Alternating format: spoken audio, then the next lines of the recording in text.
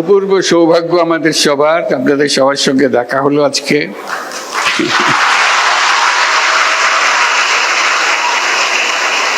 আমরা দেশের সবার পক্ষ থেকে আপনাদেরকে বিজয় দিবসের শুভেচ্ছা জানাচ্ছি।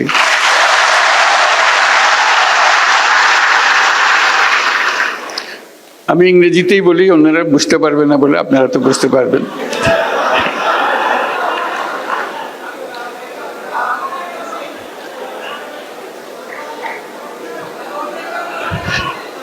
একটু পরে বাংলা বলবো, আগে ইংরেজিতে বলিনি কিছুক্ষণ।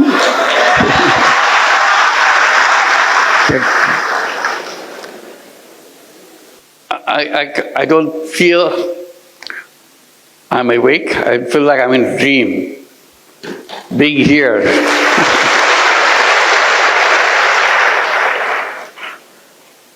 It's a stunning experience to come to such a prestigious,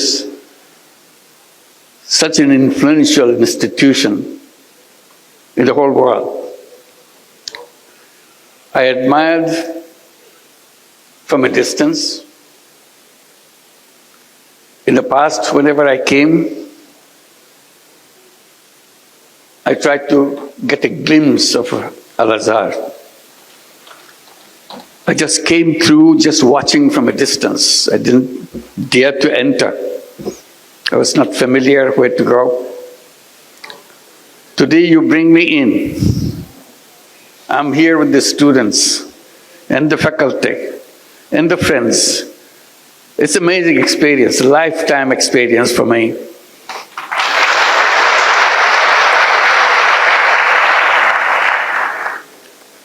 I give my greetings to Grand Imam and all the leaders of the university.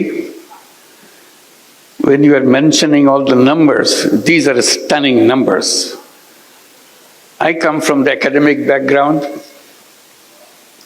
I know what it means, how staggering those numbers are, how overwhelming the undertaking is. This is a memorable event for me, to see you, meet you physically, and even get a chance to talk to you. It's a rare opportunity. As someone coming from academic world, it's always exciting to be with the students. That's what we do, that's what we live for. And my greetings to all of you, all the students of Al-Azhar who are present here, who are outside, those staggering number of students and faculties all over the world. And among them, there are Bangladeshi students, pretty large number too. Can I see you with the Bangladeshi students? Will you please stand up to see? Wow, these are all Bangladeshi students. I should. Thank you. Thank you. Thank you. It's a wonderful feeling that you could accommodate so many students. I hope more and more students from Bangladesh could come here, and more opportunities will be available to you, because you change the world. Coming to Al-Azhar gives you the perspective, give you the knowledge, give you the willingness to do things which is good for humanity, not only in Bangladesh, globally. So that's your role. You are not limited to a particular country. You are limited for, your service is for the whole world, for all humanity.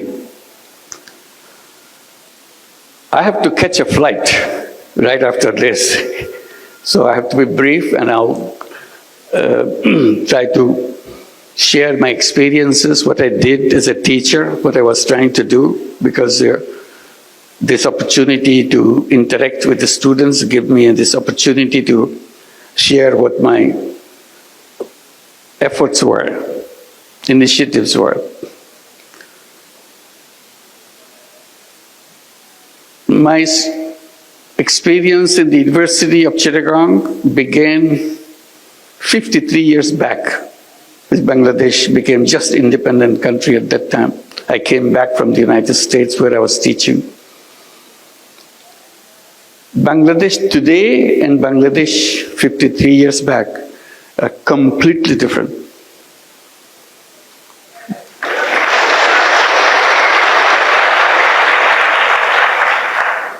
Bangladesh was the poorest country in the world. That was its title. This is not something make you feel encouraged that you are a citizen of the poorest country in the whole world. 86% of the population of Bangladesh were under the poverty line. And you see poverty everywhere. And that war of liberation made it worse, because all the roads were broken, all the bridges are torn apart because of the war of liberation. People's life became very, very difficult. And as I was teaching, trying to see what can be done to make sure the people who live around the campus are reached out to. Because I was campaigning within the faculty of the university saying, if university is the reservoir of all the knowledge of the world, doesn't matter where it is located, whether it's in the poorest country or the richest country, university is supposed to be the reservoir of all knowledge. And that's what Chittagong University should be too, as a reservoir of all knowledge. My question to the faculty was, if it is the reservoir of knowledge, should it be just limited to the walls of the university? Or should it be available to the people who live around the campus? That became a big debate. And I was campaigning that knowledge is no good if it is not useful for people. So if the university has knowledge, it must reach out and touch the lives of the people who were around it and beyond. And that's what this whole meaning of having an university. So I was trying to see, not many people paid attention to it. What can be done? And then terrible thing happens in Bangladesh. Terrible, terrible thing. Worst thing that happened to our life in the history of Bangladesh. In 1974, we were hit by a famine. And Bangladeshi students probably heard about it, but others may not. An enormous number of people were dying of hunger throughout the country. You literally see dead bodies on the street every day.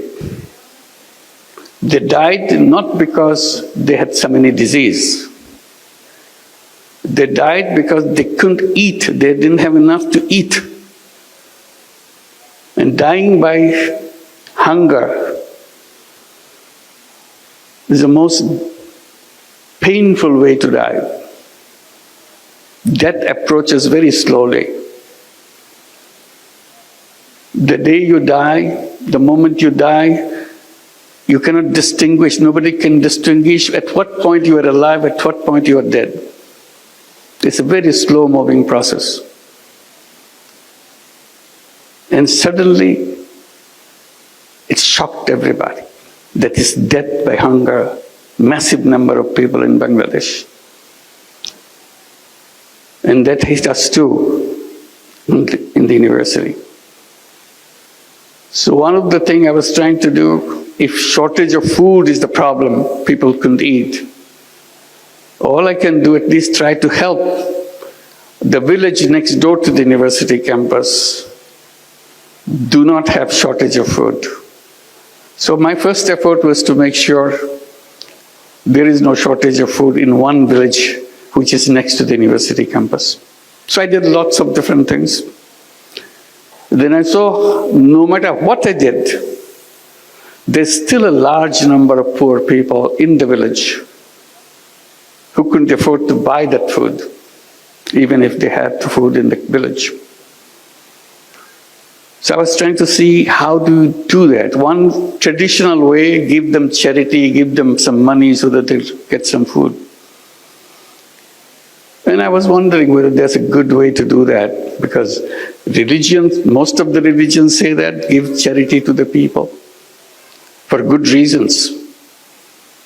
But I was kind of hesitant, because this is something which doesn't lead to the solution. It only perpetuates the problem. So I kind of took a different decision that I don't want to go by that route. It's a good one, but I don't want to pursue that road. I was looking for something which can be sustainable. Opportunity came, some of experience of interaction with a villager, a village woman.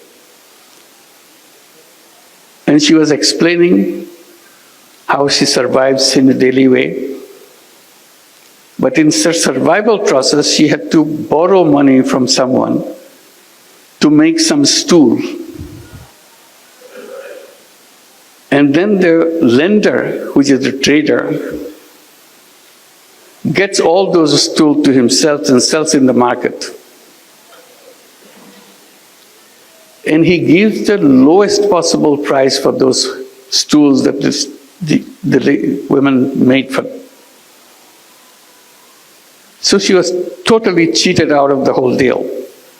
So she remains poor, but she struggles hard to make sure she gets a meal next morning or next day. The reason she didn't have the money to buy bamboo, which goes into the stool,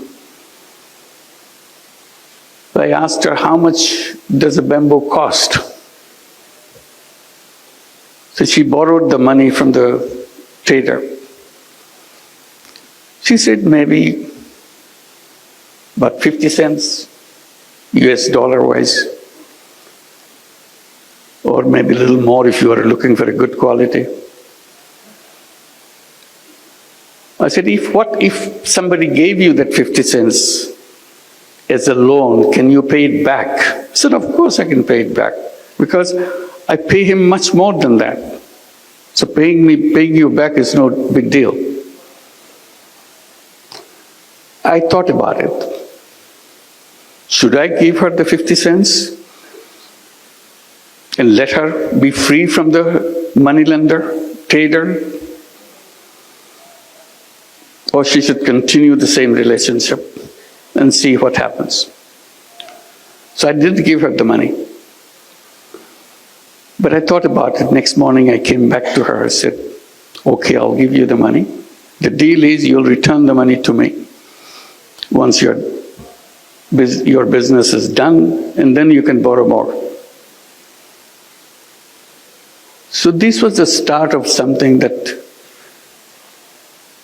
I continued, because I was so excited that she really paid it back, and I gave her money back again.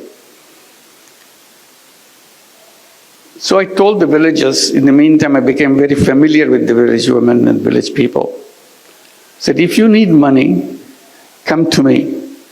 I'll give you the money. This is in a circumstances, in an environment where money lenders will give you money, and for that money you have to give away everything. Still your money is not paid back. That's what the money lending practices in Bangladesh and many other countries is all about. Here I am, I'm not talking about taking away everything. I'm just asking for the money to be back, that's all. Whatever I gave is returned to me. People thought, oh, it's so easy. So it became very popular. The more popular it gets, more excited I get. Because it helped people. They started doing things and paying me back. Then I thought, this is not my job. I'm a teacher. Why should I lend money to people? This is the job of the bank. So there are several bank branches in the campus. So I went to the bank branch that I'm more familiar with. I told him, why don't you do that? He told me, no, banks don't lend money to poor people. That's not their job. I said, what is your job? So lend money to people who need money, lots of money. I said, that's very funny. You want to give lots of money, but you don't want to give little money. He said, that's banking. I said, that's wrong. That's wrong banking. So I kept summarizing that principle of banking. I still do all the time. It's a very strange principle of banking. The banking principle is very simple. It says the more you have, the more you get. If you have nothing, you get nothing. I said, that's very strange. You have the whole banking structure in the whole world on that principle? It is like that. Still, it's all over the world. I said, banking system is wrong. The first time I became very bored, I started saying banking system is wrong. How should you fix it? I said, very simple. You reverse your principle. The new principle would be the less you have, the more attention you get. If you have more, you have to wait. All bankers laugh at me. That's not banking. I said, that is the banking. If banking has any meaning, it has to touch the life of the people. And touching the life of the people begins by accepting that principle. The less you have, more attention you get. Then bankers said, oh, it will not work. No matter what principle is, but this sounds good, but it will not work. Poor people will never pay back. Then I raised a simple question. How do you know? Have you ever given any money to any poor people? No, we have not, because our system doesn't allow that. I said, then how could you come to that conclusion? Oh, everybody knows that. I said, I don't know that. So I want to practice, I want to find out. So I started doing that and find out everybody pays back. They said, well, it can stay for a while. They are trying to impress you so that they can get more money. The more money they will get, they will stop paying you back. I said, that's your assumption. I will not stop until I face that problem. I will continue. And I continued. As I continued, more and more people came. In the meantime, I started focusing on the poorest people, and the poorest of them are the women. So I said, why don't I start at the poorest level of survival? So naturally went to the women and started doing it with women. And it expanded. And then I said, why don't I create a bank, separate, different kind of bank than the conventional way that you see? The idea of having a bank came at that moment. And I started debating with the government officials, telling them, give us a permission to create a bank. Everybody laughed at it. How can you have a bank for the poor people? I said, like the way I do it. Oh, that's not banking. I said, what would you call it?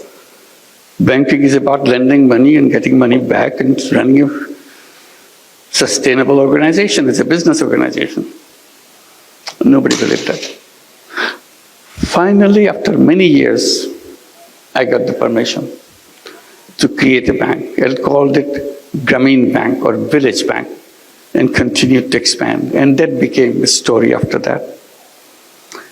So this is how an idea came to challenge an institution. The reason I'm telling this story in details, unless you challenge, nothing will happen. The world will remain the way it is.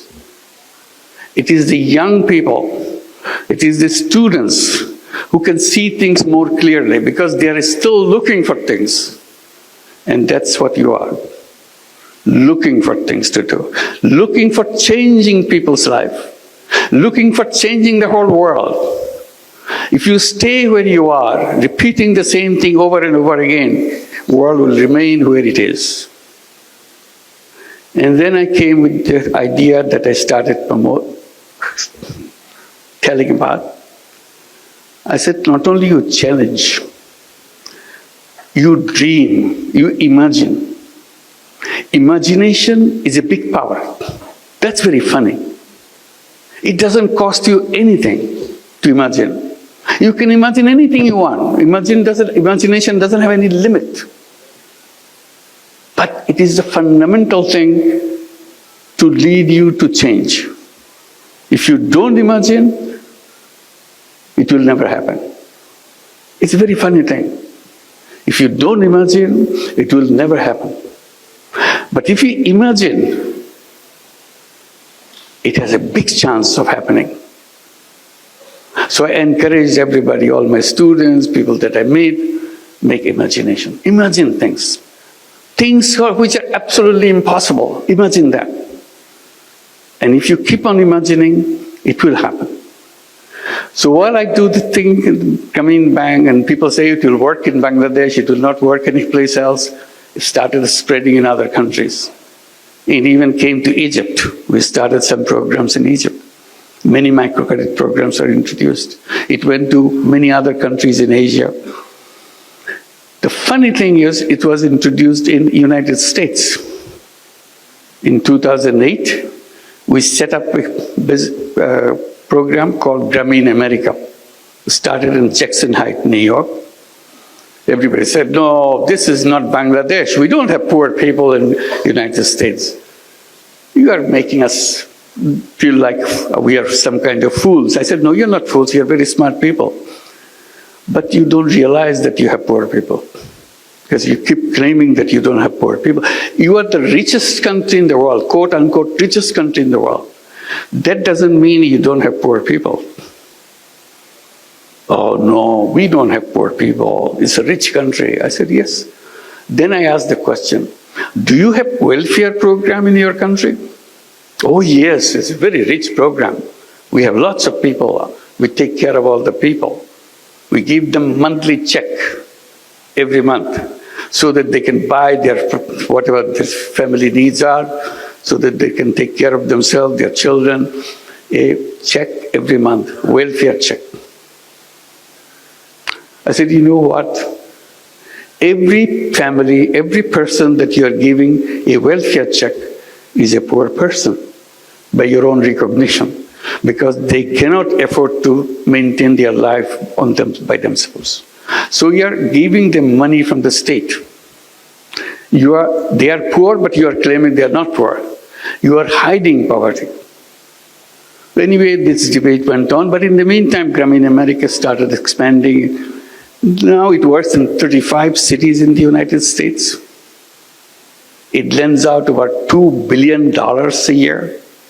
In a couple of years' time, they will be distributing $3 billion and $4 billion.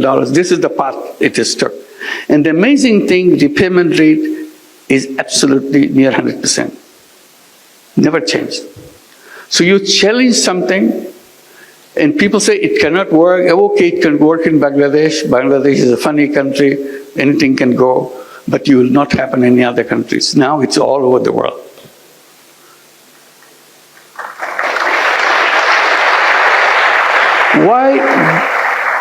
Why women? I explained. And I said, women are not only poor in terms of income, they are also poor in health. If you are poor, you are always poor in health. If you are a poor woman, then all the diseases of the world is heading for you. That's the situation of poor women. So along with microcredit, all the loans that we give, savings that we take, we started looking at the condition of healthcare of the poor women. So we built up a whole healthcare program. We have healthcare program in every village so that we can take care of all the women. We have over 10 million borrowers, meaning 10 million women in our system, in the Grameen Bank in Bangladesh. So there's lots of people needing healthcare. So we introduced our healthcare system, and it worked very well. And we created many other systems to help the poor people. And people say, why are you doing all these things? Why don't you leave it to the state to take care? I said, look, the state government can do whatever they can do, but every citizen has a right and obligation to do what he or she can do. So we are simply using our right to make sure we make life for other people better. That's what we are doing. But you're doing it you're charging people fee, you're charging people money to run this. Why don't you do it as a charity? I said, I'm always trying to stay away from charity, but charity has one limitation. Charity is a wonderful word, wonderful idea, because that's the only place where poor people could survive, charity. I said, I am saying that it can be done in another way. Because charity, when it goes, helps people, it does help people. But money that goes, it never comes back. So you have only one-time use of your money. So you have to find fresh money to do the same thing again. I said, what I'm doing, I'm trying to create it as a business proposition. So money goes out and does the job, and money comes back. So you use the money again and again. It never stops. I said, this is more powerful. Charity money has one life, but if you do it in another way, where it's a business proposition, then it has an endless life. Then he said, then you must be making a lot of money. I said, no, I'm not making money. That's not what I do. I promised to myself that I'll never make any money for myself. That's it, simple proposition. So I don't even make any money for myself. Then why are you doing like this? This is not a business then. I said, it is a business. See, we're contracting. In our classroom, we are told, if you are in a business, you have to make money. And the best sign of a good business is to make the profit as high as possible. Profit maximization principle. See, I got stuck with this now. Profit maximization principle. I said, well, that may be the one kind of business, but there are other kinds of business. Oh, in our books, there is no other kind of business. There's only one kind of business. To profit maximizing, to maximize profit. I said, if you have only one kind of principle, then this is something missing. There should be in your textbook another kind of business. Business to solve problem of the people without making any money for yourself. Oh, we never heard of this, because you never did that. I said, I'm doing it, I like it. They started a debate. Can this be a business? I said, of course it's a business. Business means you sell something, you produce something, sell something, and get your money back, and have a surplus. In my business, there is a surplus. There's no question about it. But I don't want to take it myself. That's the only thing. The rest of it's the same. Why didn't you want to take money for yourself? I said, that's my decision, that's all. You don't question that. If you like it, you should do it too. It's fun to do that. It's a big controversy in economics classes and conferences, debate, can this be a business? I'm saying this is a business, as business as anything else. So finally I have to give it a name. I started calling it social business. Defining as a business to solve problem without financially benefiting by yourself.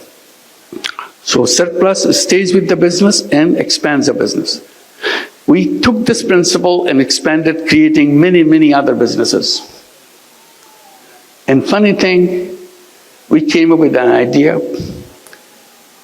Well, government was giving licenses to telephone services. But in Bangladesh, in many countries, I'm sure Egypt did the same thing. At one point of time, very few people had telephones. It was a government service and very inefficient. Maybe 100,000, maybe something like that. That's the total number of telephones in the whole country. So that's when the mobile telephone idea came, and it's got introduced in other countries. Bangladesh wanted to give a license, give licenses for setting up mobile telephone companies. We looked at each other, what does it mean? And we had an idea. Why don't we apply? We had no idea what a mobile phone is for.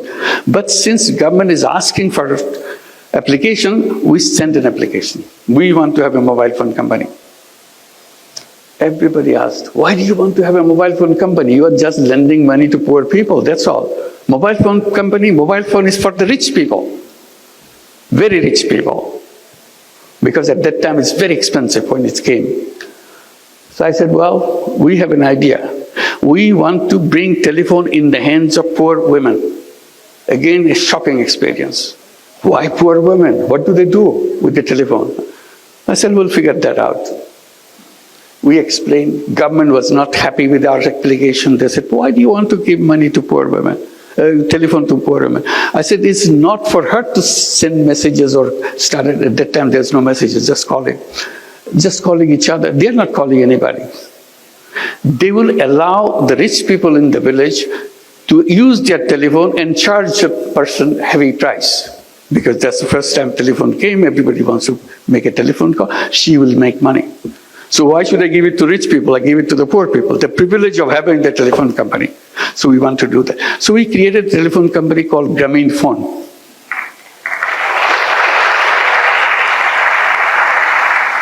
Government official asked, you said your women are illiterate. I said 100%. All our women are illiterate. They cannot read, they cannot write, they cannot even write their names.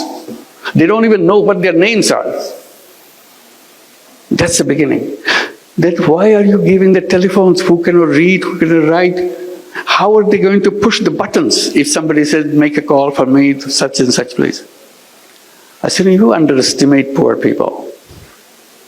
If they find out pushing those numbers bring them money, they will learn it in 10 minutes.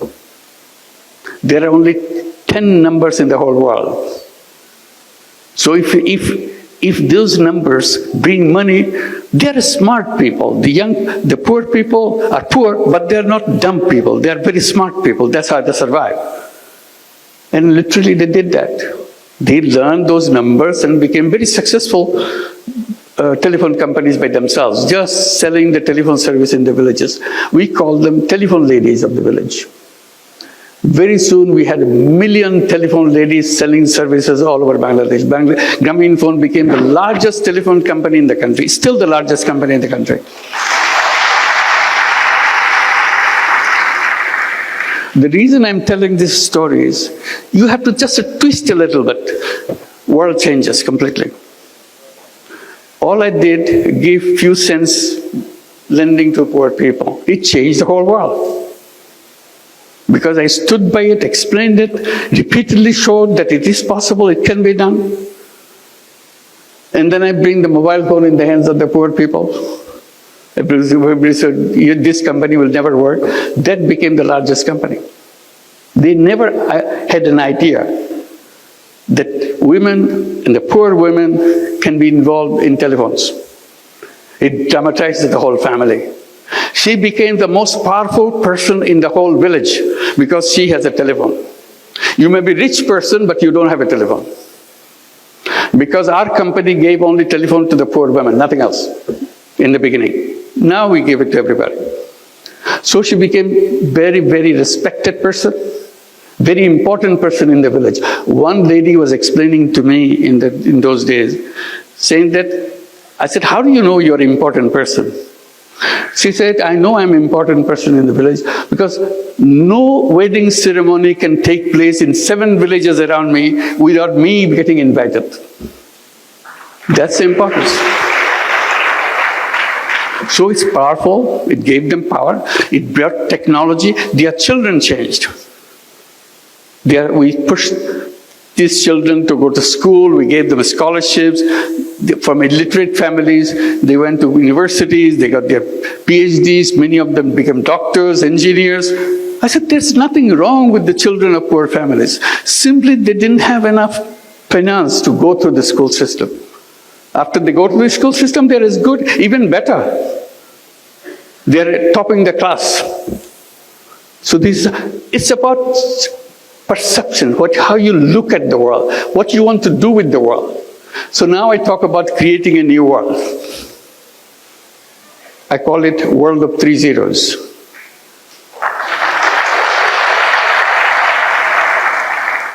People get a little bit curious. What is zero? Is nothing.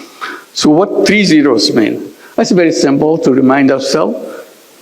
Zero net carbon emission, because we cannot survive unless we achieve that. Zero net carbon emission.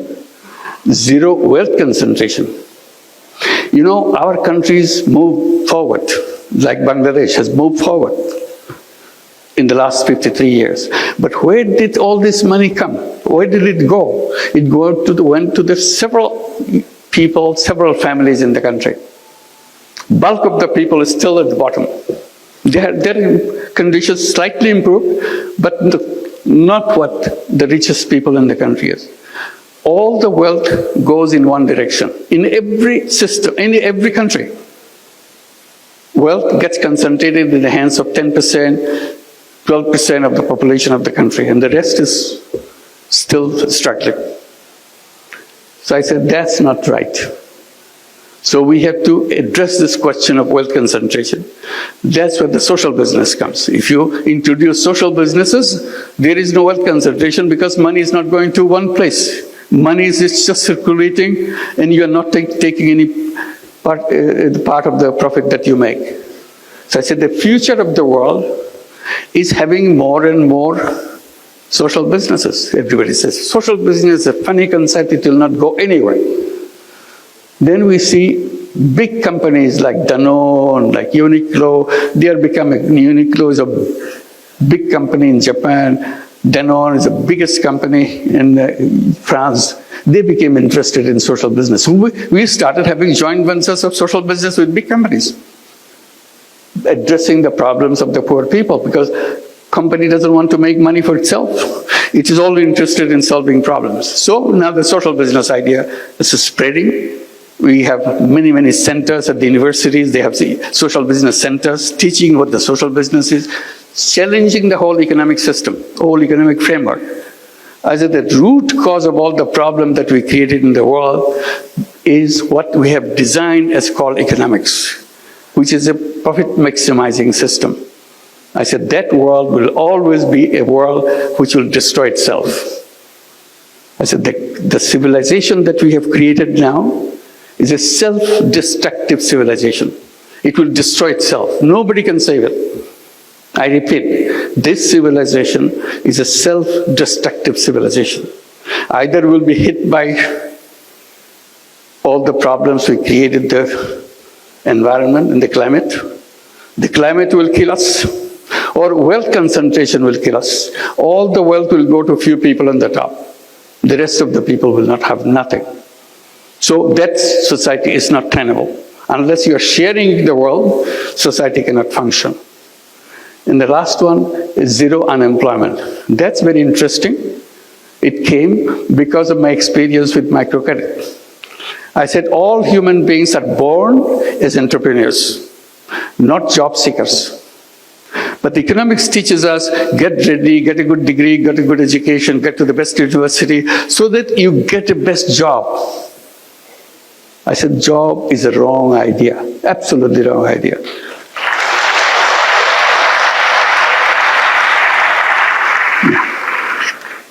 We have to leave. It's a couple of minutes. I said it's a wrong idea because human being is a creative being. Essence of human being is a creativity. That's why I said imagine. If you imagine, your creativity takes over. It makes it happen. You imagine that you want to go to the moon.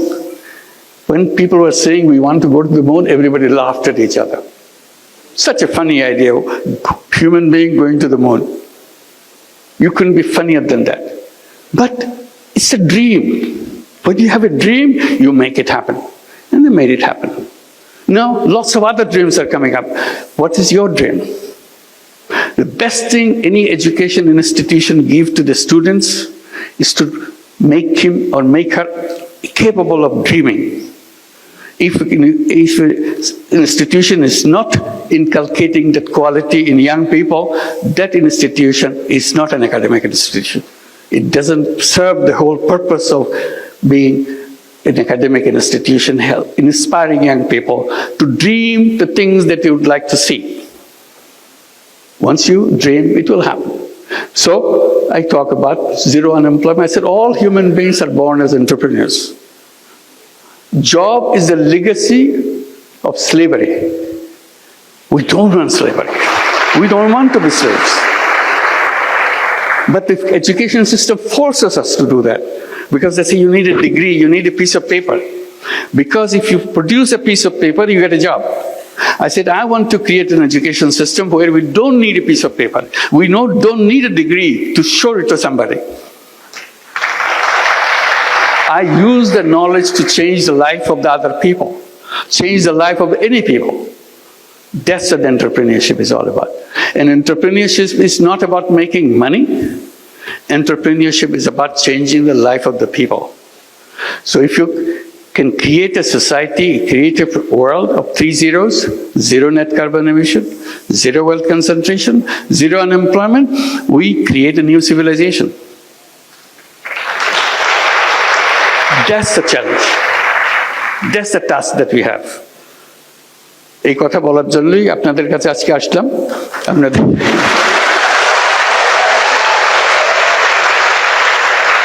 আজকে তাড়াহুড়া করে চলে যেতে হচ্ছে, ভবিষ্যতে আবার দেখা হলে সময় নিয়ে কথা বলবো। আজখানেই শেষ করি। সবাইকে অসংখ্য ধন্যবাদ। আশা করি যোগাযোগ রাখবেন, আরো বাংলাদেশ থেকে আরো আপনাদের বন্ধুদের নিয়ে আসতে পারেন কিনা দেখেন।